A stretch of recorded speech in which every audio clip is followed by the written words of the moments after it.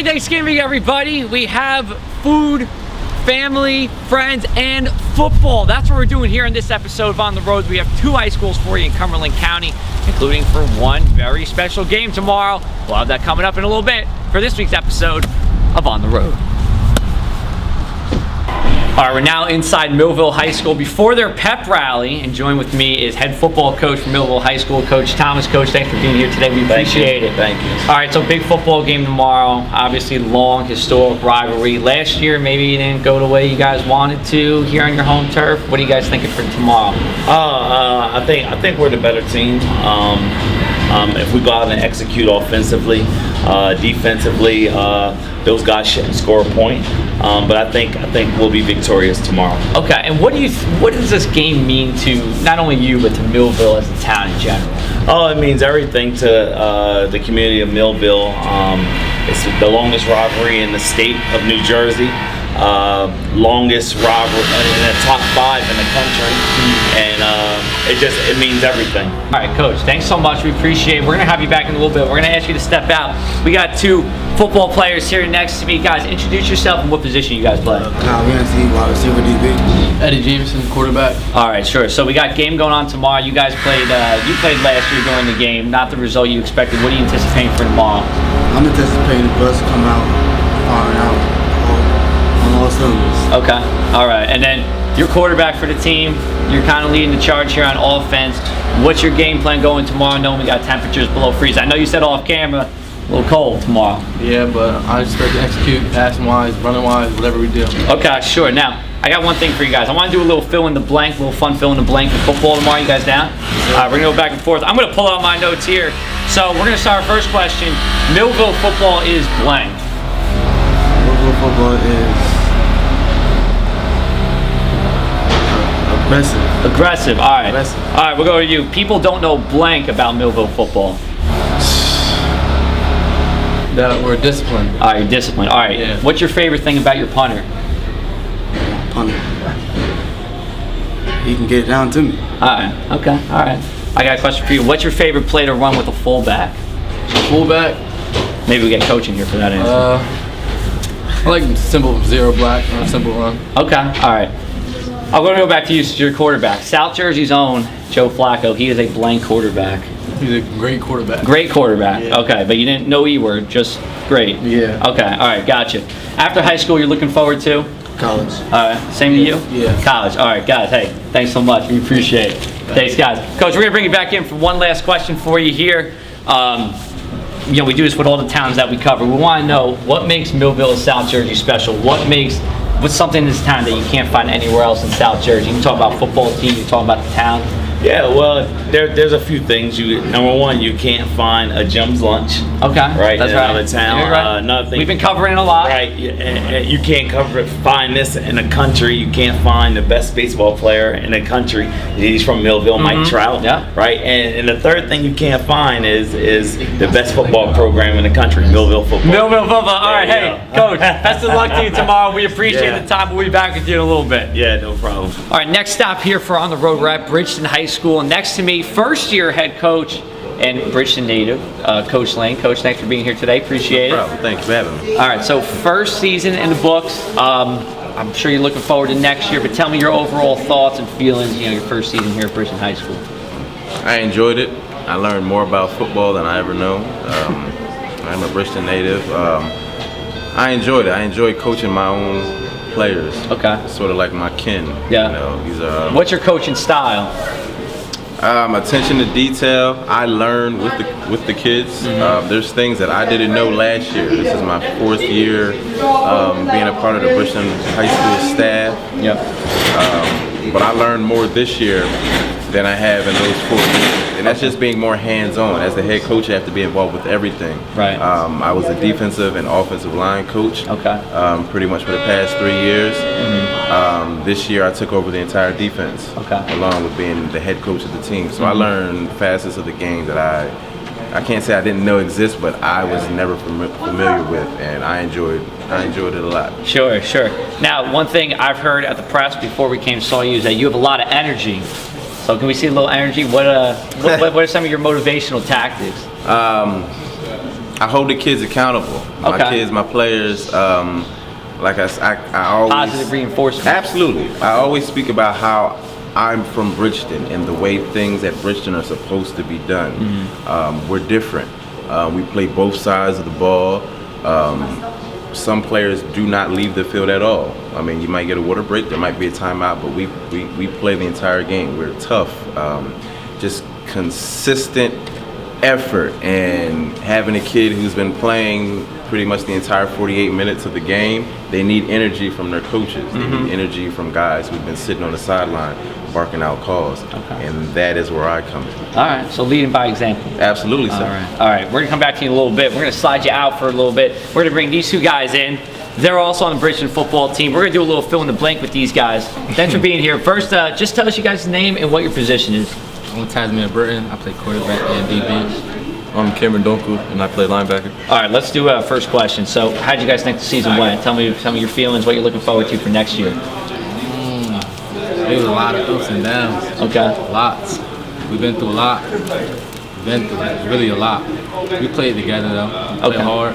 It was just a fun season for us. It was also a hurt season. So like how we wanted to go, it didn't go. And it was just an unexpected season that we just wasn't expecting. But just ready for next year. All right, Charles, same question to you too. We worked as a team, and we better. Okay. We probably could have done better. All right, so we're gonna do a little fill in the blank. A couple questions for you guys. We'll go back and forth. All right, here we go. Sorry, people don't know blank about Bridgeton football. People don't know that Bridgeton football, like we don't have a lot of people. We make up for what we have. We got some of us have to play all like 48 minutes of the game, and like we have no breaks, none of it. And like a lot of people, like we're scattered. Like we scattered. Like some of us played in Major League, and then we just left. Like some people, like some good players on other teams came from Bridgeton. Okay. That's like all we had. All right. What's your favorite thing about your punter? He could do many things. And it's good. Okay. Use them for everything. Okay. All right. What's your favorite play to run on defense? Well, Thunder. All right. Can you mind explain what that is a little bit without giving away too many secrets? It's a blitz. It's a blitz play. Okay.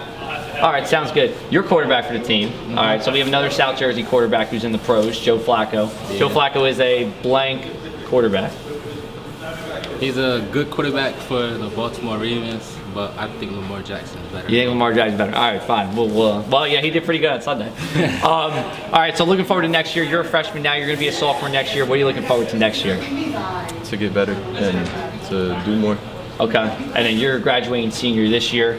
What are you looking forward to doing next year? Going to college. Okay. For studying like business. Okay. And just like hopefully get a degree. Okay. All right. Hey guys, thanks so much. We appreciate it. We're gonna bring Coach back on for one more question. We'll hop him back in. This is the question that ties all the towns that we go to together. Coach, we want to know what makes Bridgeton and South Jersey special. What's something you can find here you can't find anywhere else? Can't find Bridgeton athletes anywhere but Bridgeton. I mean, I don't want to contradict myself because we have plenty of Bridgeton athletes who play for other schools, who live in the city of Bridgeton, but just the way we're raised to play, just how tough we are, and just the consistency on every year we have a good player. Every year we have somebody, regardless of our record, regardless of how the city is doing, because a lot of what goes on in the high school can reflect the city, and what I want to do is want to make sure that everything is known in a positive manner regarding Bridgeton High School and Bridgeton football. But our players, I mean, we are one of a kind. One of a kind. There you go, Coach. Thanks so much. We appreciate it. We're going to have the weather for you in just a little bit. Hang on one second. So we're going to take a break from football for a little bit as we talk about the weather. We are here in Bridgeton at the Cohanzick Zoo, New Jersey's oldest zoo, and it's a free one too. Let's go into our Thanksgiving Eve here across the area. Temperatures are going to be sliding down pretty quickly into the 30s. And if you're heading up for Thanksgiving Eve, I know a lot of you are, make sure to bring the jacket. You want the winter gear. We've been gusty a little bit during the afternoon. That will continue into the evening, and we'll see wind chills in the 20s as we go through our evening. Then about midnight or so, Our winds drop, but our temperatures drop too. It'll still be feeling like the 20s because temperatures will be in the 20s here, and we will be in the low to mid 20s by the time we're waking up on Thanksgiving morning. Talk about cold turkey, we're talking about frozen turkey for you here. High temperatures at Atlantic City International Airport are expected to be only at 31 degrees. Now that is cold for any time of year, but it is going to break a record for the coldest high temperature for the date, November 22nd. That's 35 degrees. It looks to also tie the record for the coldest Thanksgiving on record. And that's in 1989 and 1996 that we saw that. Across South Jersey, we will have high temperatures only around the freezing mark. And if you're north of the White Horse Pike on the mainland, probably not getting out of the 30s for tomorrow. It should be somewhere in the upper 20s here. High school football, 10 a.m. We're going to have temperatures that are going to be in the low to mid 20s. We're not warming up much as we get to 10 a.m. when most of our games do kick off. And when you factor in just a little bit of a northwest wind that we have, it'll be feeling like the upper teens to the low 20s. You want the hat, the scarves, the gloves, and the coat. I've been saying that for a couple of days here, but you really do need to have it as we go through the day on Thursday. Also keep that in mind if you're heading to any parades or doing any turkey trots on our Thanksgiving morning. Then, as we go into Thanksgiving night, clear sky, but that will also kind of pull out the rug from underneath the temperatures. Temperatures will be free to fall almost as low as they'd like, and that means for the mainland, we're only talking about low teens for most of the mainland. Maybe even some parts of the Pine Barrens around 10 degrees for our low temperature on Black Friday. Sure to stay around 20. You need the winter gear heading out on Black Friday. Luckily, the winds will not be that bad. Should stay away from record low temperatures. That's usually around the 10-degree range for most places this time of year. Black Friday shopping. Again, want the winter weather gear for you.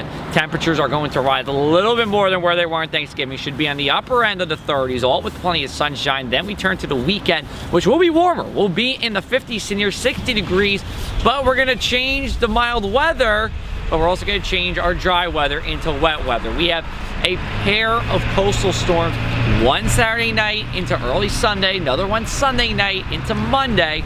They're both going to bring rounds of rainfall. Not anticipating any widespread flooding issues, but we will have some ponding of roadways. And in terms of coastal flooding, anytime between Friday night and Monday runs the risk for minor flood stage. It's not going to happen during every high tide, but it is something to keep in mind. And we will update you here at the press during that as well. We get to the other side of the week as we're going into our first full week of the holiday season. Tuesday and Wednesday looking chilly. Temperatures will be back in the 40s. So from here at Bridgeton as well as Millville, I'm meteorologist Martucci. Have a great Thanksgiving, and you are on the road.